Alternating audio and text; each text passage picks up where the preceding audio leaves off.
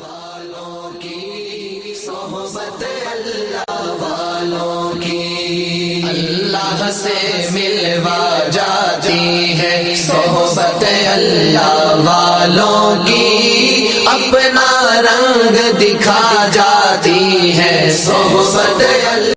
الحمد للہ نحمده ونستعینه ونستغفره ونؤمن به ونتوکل علیہ ونعوذ باللہ من شرور انفسنا ومن سیئات اعمالنا، من يهده الله فلا مضل له ومن يضلله فلا هادي له، ونشهد ان لا اله الا الله وحده لا شريك له، ونشهد ان سيدنا وسندنا وحبيبنا ونبينا ومولانا محمدا عبده ورسوله، وصلى الله عليه وعلى آله وأصحابه وبارك وسلم تسليما كثيرا كثيرا، أما بعد فأعوذ بالله من الشيطان الرجيم، بسم الله الرحمن الرحيم، فلما أحس عيسى منهم الكفر قال من أنصاري إلى الله قال الحواريون نحن أنصار الله آمنا بالله واشهد بأننا مسلمون، ربنا آمنا بما أنزلت واتبعنا الرسول فاكتبنا مع الشاهدين، ومكروا ومكر الله والله خير الماكرين، صدق الله العظيم وصدق رسوله النبي الكريم، ونحن على ذلك من الشاهدين والشاكرين، والحمد لله رب العالمين۔ الحمدللہ ہماری تفسیر کا سلسلہ چل رہا ہے۔ گزشتہ مجلس میں 2 آیتوں کی تفسیر ہوئی تھی، اور اس میں حضرت عیسیٰ علیہ السلام اور اسی طریقے سے حضرت عیسیٰ علیہ السلام سے پہلے جو کتاب نازل ہوئی تھی تورات، اس کے بارے میں، اور اسی طریقے سے کچھ چیزوں کو اللہ رب العزت نے پہلے سے بنی اسرائیل کے لیے حرام قرار دے دیا تھا، پھر حضرت عیسیٰ علیہ السلام کے ذریعے سے ان میں سے کچھ چیزوں کو اللہ نے حلال قرار دے دیا۔ اس کے بارے میں کچھ باتیں ہمارے سامنے آئی تھیں۔ تاخیر میں دوسری آیت جو تھی، ان اللہ ربی وربکم فاعبدوہ ھذا صراط مستقیم، اس کے اندر حضرت عیسیٰ علیہ السلام فرما رہے ہیں کہ اللہ میرا بھی رب ہے اور تمہارا بھی رب ہے۔ جب اللہ میرا اور تمہارا سب کا رب ہے، فاعبدوہ، پس کیا کرو؟ اسی کی عبادت کرو۔ ھذا صراط مستقیم، اور یہی سیدھا راستہ ہے، اور یہی مستقیم یعنی کہ صحیح راستہ ہے، ایسا راستہ جس راستے پر چلنے پر آدمی کامیابی تک پہنچتا ہے۔ تو اس کے اوپر آگے جو ہے یہ آیت، یعنی گزشتہ مجلس کی جو آیت شریفہ تھی جس کی تفسیر مکمل ہوئی، آج کے آیتوں سے پچھلی آیت کا تعلق ہے، تو اس لیے پچھلی آیت کا میں جو ہے ہلکا سا ترجمہ اور تفسیر کر رہا ہوں تاکہ آج کا مضمون سمجھ میں آ جائے۔ آج کے مجلس کے لیے میں نے 3 آیتوں کا انتخاب کیا ہے، اور ان تینوں آیتوں میں پھر اللہ رب العزت حضرت عیسیٰ علیہ السلام کا ہی تذکرہ کر رہے ہیں۔ آیت کا ترجمہ سن لیں پہلے۔ فلما احس عیسیٰ منہم الکفر قال من انصاری الی اللہ، سو جب حضرت عیسیٰ علیہ السلام نے ان سے انکار دیکھا تو آپ نے فرمایا کہ کوئی ایسے آدمی بھی ہیں جو میرے مددگار ہو جائیں۔ قال الحواریون نحن انصار اللہ، جو میرے مددگار ہو جائیں اللہ کے واسطے۔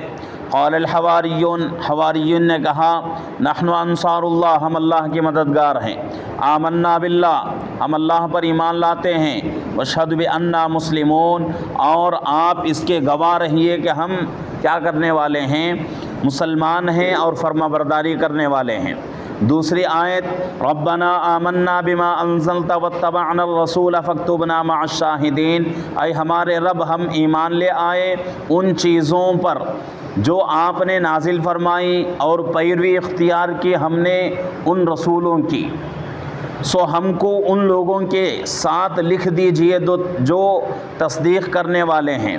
تیسری آیت، وَمَكَرُوا وَمَكَرَ اللَّهُ، اور ان لوگوں نے خفیہ تدبیر کی اللہ رب العزت بہترین تدبیر کرنے والے ہیں، واللہ خیر الماکرین، اور اللہ سب سے زیادہ سب سے بہترین تدبیر کرنے والے ہیں۔ یہ 3 آیتوں کا ترجمہ ہوا۔ اور یہاں جو ہے پچھلی آیت جو ہمارے سامنے آئی تھی، جس میں حضرت عیسیٰ علیہ السلام فرما رہے ہیں کہ اے لوگو، اللہ میرا بھی معبود ہے، میرا بھی رب ہے اور تمہارا بھی رب ہے، اس لیے کیا کرو، تم اللہ کی عبادت کرو۔ حضرت عیسیٰ علیہ السلام نے جب یہ بات کہی تو حضرت عیسیٰ علیہ السلام نے دیکھا کچھ لوگ ایسے ہیں جو اس بات کا انکار کر رہے ہیں، کفر اختیار کر رہے ہیں۔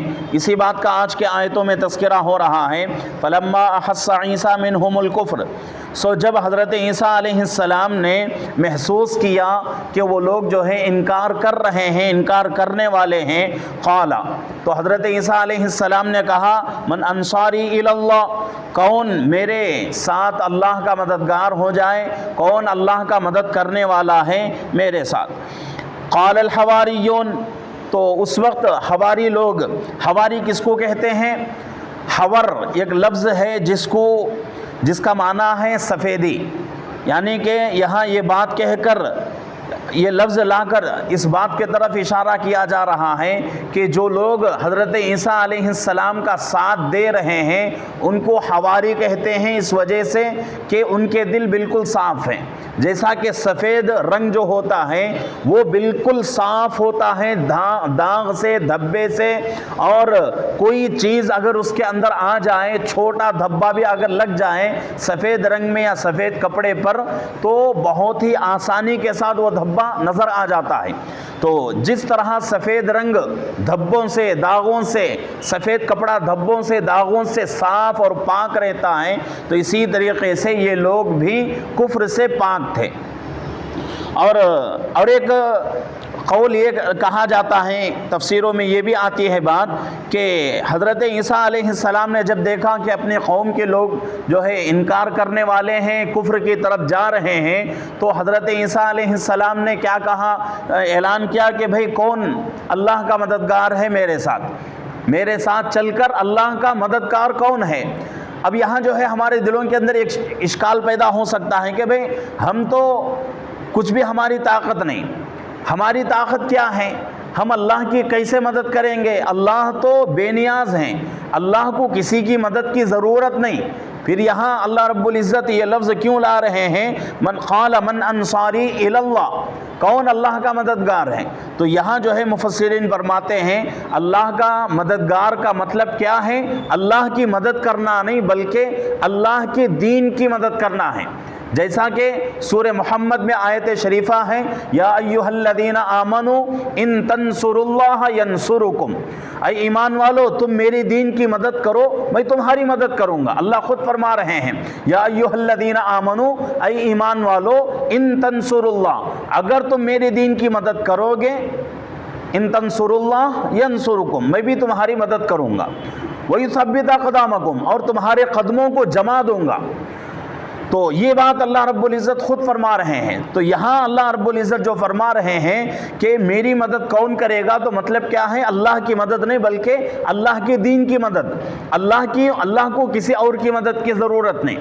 وہ ذات خدا ہو ہی نہیں سکتی جس ذات کو کسی اور کی مدد کی ضرورت ہو، وہ ذات کبھی خدا ہو ہی نہیں سکتی۔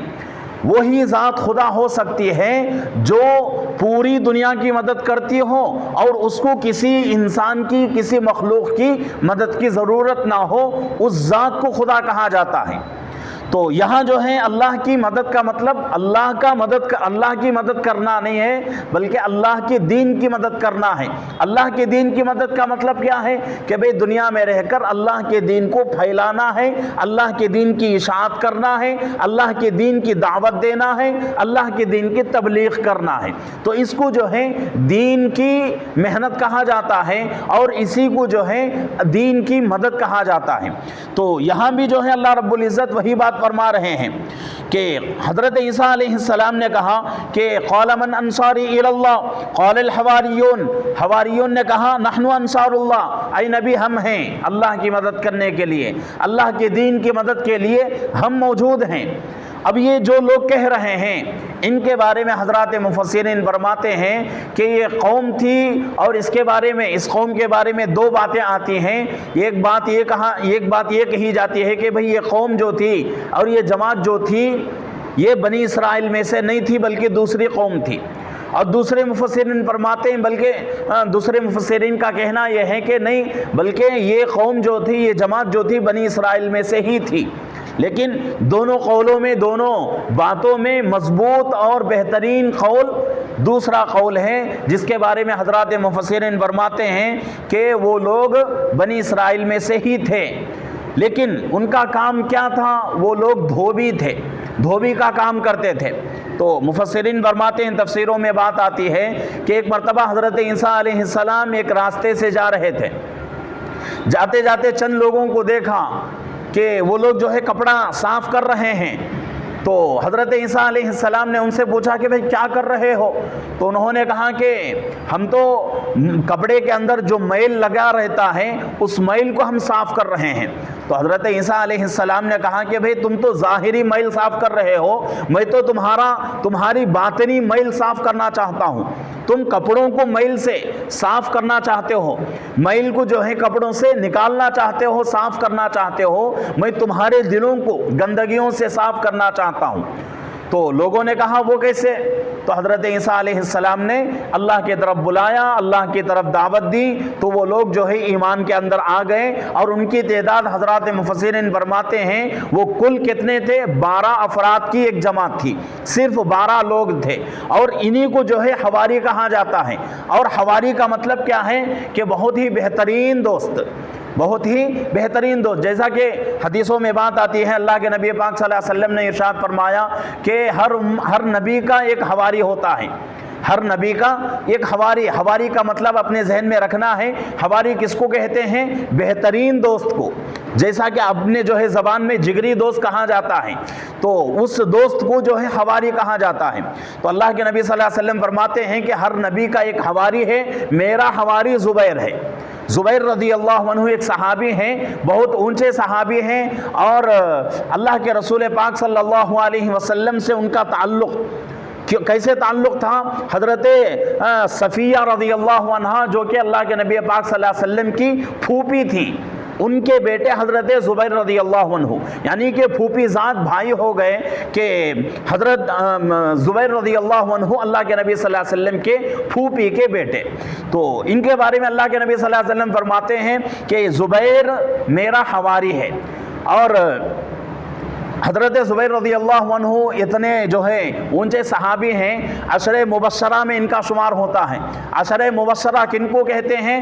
کہ ایک ہی مجلس میں ایک ہی مرتبہ اللہ کے نبی صلی اللہ علیہ وسلم نے 10 صحابہ کے بارے میں فرمایا کہ یہ 10 صحابہ جنتی ہیں، ابو بکر جنتی، عمر جنتی، عثمان جنتی، علی جنتی، زبیر جنتی، طلحہ جنتی، سعید جنتی۔ اس طرح اللہ کے نبی صلی اللہ علیہ وسلم نے 10 صحابہ کا نام لیا، تو 10 صحابہ کے بارے میں فرمایا کہ یہ 10 صحابہ جو ہیں جنتی ہیں۔ ایسے تو ہر صحابی جنتی ہیں اور ہر صحابی کے لیے جنت واجب ہے، لیکن ایک ہی مجلس میں ایک ہی مرتبہ اللہ کے نبی صلی اللہ علیہ وسلم نے 10 صحابہ کے بارے میں فرمایا کہ یہ 10 صحابہ جو ہیں جنتی ہیں۔ ان میں سے ایک صحابی کون ہے؟ حضرت زبیر رضی اللہ عنہ ہیں، اور یہ اتنے بہادر صحابی ہیں کہ ان کے بارے میں بات آتی ہے کہ یرموک کی لڑائی میں آپ جو ہیں لاکھوں کا مجمع کفار کا موجود تھا، لاکھوں کے مجمع میں اکیلے گھس کر جو ہے پورے لاکھوں کے مجمع کو انہوں نے جو ہے ایک دم سے جو ہے راستے سے ہٹا دیا۔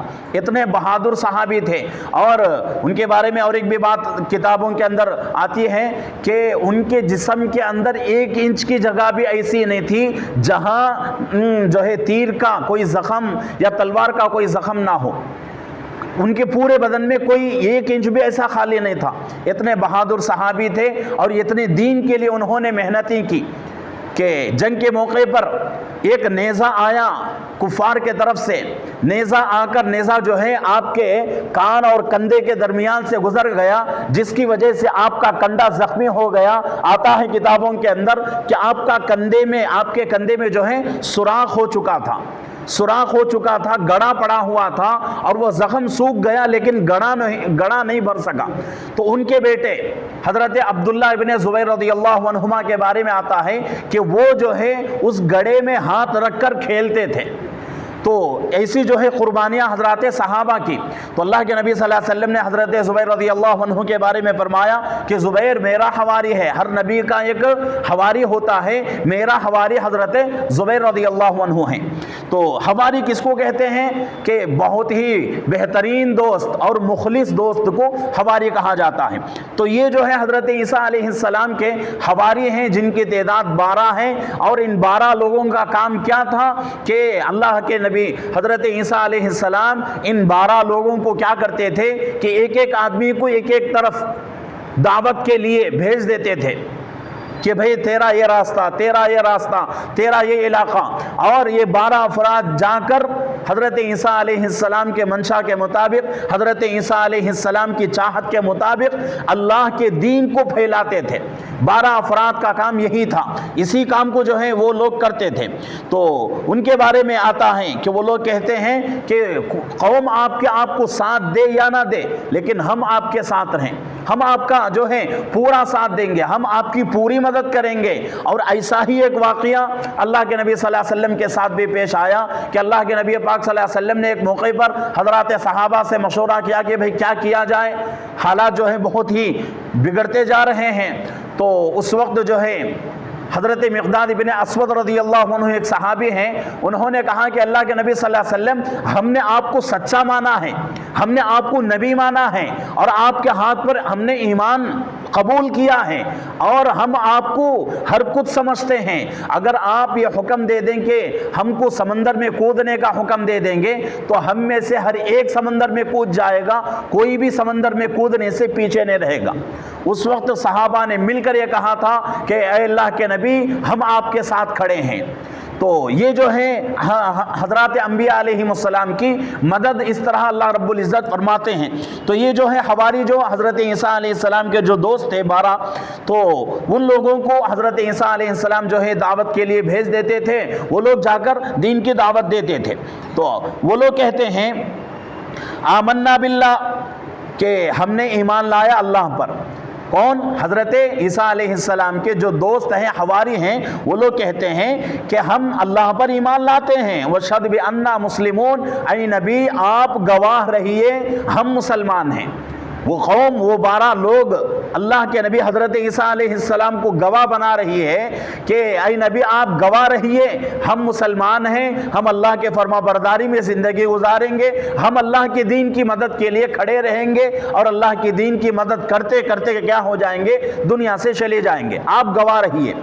تو آگے اللہ رب العزت فرماتے ہیں کہ حواریین کا جو ہے قول ہے، حواریین فرماتے ہیں ربنا آمنا، اے ہمارے رب ہم نے ایمان لایا بما انزلتا، ان چیزوں کے اوپر جن کو آپ نے نازل فرمایا ہے، یعنی کہ کتابیں جو نازل ہوئی ہیں اور آپ کے جو احکامات ہیں اے اللہ ہم کیا کرتے ہیں ان کتابوں پر، ان احکامات کے اوپر ایمان لاتے ہیں. واتبعنا الرسول، اور ہم آپ کے رسول کی اتباع بھی کرتے ہیں.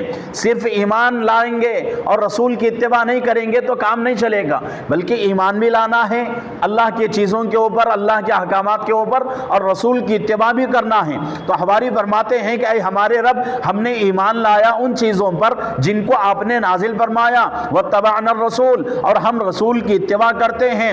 فاکتبنا مع الشاہدین، اے ہمارے رب ہمیں ان لوگوں میں شامل کر دیجئے، ہمارا نام ان لوگوں کی فہرست میں لکھ دیجئے جو لوگ تصدیق کرنے والے ہیں، یعنی کہ گواہ بننے والے ہیں. اے اللہ ہمیں ان لوگوں کے فہرست میں شامل کر دیجئے. آخری جو آیت ہے اس کے بارے میں اللہ فرما رہے ہیں وَمَكَرُوا وَمَكَرَ اللَّهُ، اور یعنی کہ یہاں جو ہے ایک ایسی بات کی طرف اللہ اشارہ کر رہے ہیں کہ بھئی جو آدمی اللہ کے ساتھ اللہ کے ساتھ مکر کرتا ہے اور اللہ کے ساتھ جو ہے ایسا کام کرتا ہے جس سے جو ہے اللہ کی شان میں جو ہے گستاخی ہو جاتی ہے، تو اللہ رب العزت بھی جو ہے ایسے حکیم ہے اللہ رب العزت، اور ایسا معاملہ کرنے والے ہیں کہ جو بندہ جیسا معاملہ کرتا ہے اس سے بہتر معاملہ اللہ رب العزت اس آدمی سے کریں گے۔ تو یہاں فرمایا جا رہا ہے کہ ان لوگوں نے خفیہ تدبیر کی، وَمَكَرُوا وَمَكَرَ اللَّهُ، ان لوگوں نے خفیہ تدبیر کی اور اللہ تعالیٰ نے بھی ان سے خفیہ تدبیر فرمائی، وَاللَّهُ خَيْرُ الْمَاكِرِينَ، اور اللہ رب العزت بہترین تدبیر کرنے والے ہیں۔ تو حدیثوں میں بات آتی ہے کہ اللہ رب العزت سے جو بندہ جیسا گمان کرتا ہے اللہ اس کے ساتھ ویسا ہی معاملہ کرتے ہیں۔ اگر اچھا گمان رکھتا ہے تو اللہ بھی ویسے ہی اچھے فیصلے کرتے ہیں، نہیں بھئی برا گمان کرتا ہے تو اللہ کی طرف سے بھی فیصلے ویسے ہی آئیں گے۔ تو اس لیے ضروری ہے اللہ کی ذات سے جو ہے اچھا جو ہے گمان رکھنا ہے، اچھی جو ہے امیدیں رکھنی ہے۔ اگر اچھا گمان رہے گا، اچھی امیدیں رہیں گی تو اللہ کی طرف سے بھی اچھے فیصلے آئیں گے، اچھی جو ہے اللہ کی طرف سے خیر کے فیصلے آئیں گے اور اچھے فیصلے ہماری زندگیوں میں آئیں گے۔ اگر ہم نے اللہ کے ساتھ بدگمانی کی، اللہ کے ساتھ جو ہے نا امیدی کی، اور نا امیدی تو اللہ کے ساتھ کفر ہے، اللہ کے ساتھ نا امیدی کفر ہے۔ اگر کوئی آدمی اللہ کی ذات سے نا امید ہو جائے، نا امید ہونے کا مطلب کیا ہے کہ وہ آدمی یہ سمجھ رہا ہے کہ اللہ میری مدد نہیں کر سکتا، اللہ میری مدد نہیں کر سکتا۔ اللہ کا مدد نہیں کرنا الگ چیز، مدد نہ کر سکنا الگ چیز۔ ایک آدمی ہے کہ بھئی ایک آدمی کے پاس طاقت ہے فلانا کام کرنے کی، لیکن آدمی طاقت ہونے کے باوجود نہیں کرتا، وہ الگ چیز۔ ایک آدمی کے پاس طاقت نہیں ہے کرنے کی، وہ آدمی نہیں کر سکتا، وہ چیز الگ ہے۔ تو اللہ رب العزت اگر کسی کے ساتھ جو ہے بھلائی کرتے ہیں تو وہ بھی اللہ کی حکمت، اگر کسی کے ساتھ اللہ رب العزت جو ہے بھلائی نہیں کرتے وہ بھی اللہ کی حکمت ہے۔ تو اللہ سے جیسا ہم جو ہے معاملہ رکھیں گے اور جیسی امیدیں لگائیں گے ہمارے ساتھ بھی ویسا ہی معاملہ ہوگا اور ہمارے ساتھ بھی ویسے ہی فیصلے ہوں گے۔ تو اس لیے ضروری ہے کہ اللہ کے ذات کے ساتھ نیک امیدیں رکھیں اور اللہ کی ذات سے جو ہے اپنے گمانوں کو اور اپنے جو ہے یقین کو مضبوط کریں، تبھی جو ہے کام بن سکتا ہے۔ ورنہ تو پھر جو ہے اگر اللہ کی ذات کے اندر اللہ کی ذات میں یقین کے اندر کمی آ گئی، شک پیدا ہو گیا، تو ہمارا ایمان جو ہے تذبذب میں پڑ جائے گا، ہمارے ایمان کی کوئی گارنٹی نہیں رہے گی۔ تو یہاں جو ہے اللہ رب العزت اسی بات کو فرما رہے ہیں کہ بھئی جو لوگ خفیہ تدبیر کرتے ہیں اللہ بھی جو ہے ان کے ساتھ کیا کریں گے؟ خفیہ تدبیر کریں گے۔ واللہ خیر الماکرین، اور اللہ رب العزت بندے سے بھی انسان سے بھی اچھا خفیہ تدبیر کرنا جانتے ہیں۔ اللہ رب العزت کو کون سا کام کس طریقے سے کس انداز سے کرنا ہے اللہ کو خوب معلوم، اللہ کو ہر چیز کا علم ہے۔ بندے کو کیا ہے کہ بندہ جو ہے بس ایک امید سے جو ہے زندگی گزارتا رہتا ہے کہ بھئی ایک کوئی کام اس کے سامنے آ گیا، نیا کام، اس کے بارے میں اس کو معلوم نہیں کہ کیسے کیا جائے، بس ایک جو ہے اپنے گمان سے نکلتا جاتا ہے، کرتا جاتا ہے کہ اس طریقے سے اگر کروں گا تو کامیابی تک پہنچوں گا۔ لیکن اللہ تو ایسے نہیں ہے، اللہ رب العزت کا ہر کام جو ہے اٹل فیصلہ ہوتا ہے اور 100% جو ہے حکمتوں سے بھرا ہوا رہتا ہے اور تدبیروں سے بھرا ہوا رہتا ہے۔ تو اللہ کے کاموں میں اور انسانوں کے کاموں میں زمین آسمان کا فرق ہوتا ہے۔ تو بات یہ ہے کہ اللہ کے ساتھ جیسا گمان ہم کریں گے اللہ رب العزت بھی ہمارے ساتھ ویسا ہی فیصلہ کریں گے، ویسے ہی معاملہ کریں گے۔ اللہ رب العزت سے دعا ہے کہ اللہ رب العزت ہم تمام کو ان باتوں کو سن کر، اس تفسیر کو سن کر اپنے عقائد کو درست کرنے کی اور اپنے یقین کو مضبوط کرنے کی اللہ ہم سب کو توفیق عطا فرمائے۔ آمین۔ وآخر دعوانا الحمدللہ رب العالمین۔ اب جو ہے